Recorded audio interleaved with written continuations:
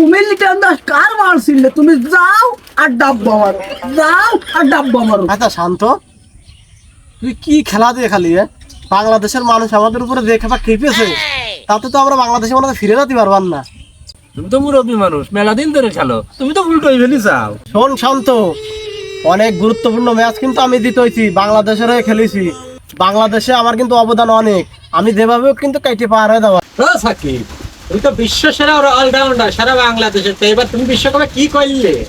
এইবার আমি 2 থেকে 3টা উইকেট নিছি। তুমি খুব সিড়া সিড়ি চাও, তুমি এবার বাংলাদেশে এসে দিন, সবার আচমক রেডি। লিটন দাস কার মারছিলে? তুমি যাও আর ডাব্বা মারো, যাও আর ডাব্বা মারো। তুমি যে যাই এই উইকেটের বৌলিটা করাই তো আসো, তুমি যাই বৌলি করার সাথে এক এক করে যাতেই থাকে কেন? আরে আমি নাই বল প্রথমে দেখতে পারিনি, আউট হয়ে গেছি। তোরা কি কেউ দেখতে পারিসনি ওই বল? আরে আমি তাড়াতাড়ি খেলা শেষ করেছি, কারণ বাংলাদেশে বড় একটা প্রজেক্টের শোরুম আমার উদ্বোধন করতে হবে, এই জন্য আমি খেলা তাড়াতাড়ি শেষ করে দিয়েছি, আউট হয়ে গেছি। শান্ত, তুমি তো দলের হয়ে ভালোই খেলতে, অধিনায়ক পার পরেতে তুমি খেললে না, কারণ কি?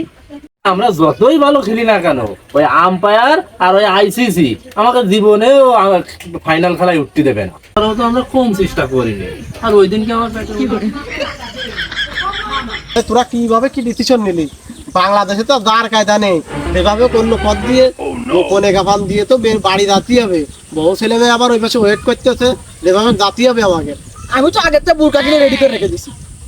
আর তোর কি অবস্থা? আমি তো শাড়ি রাখি একটা।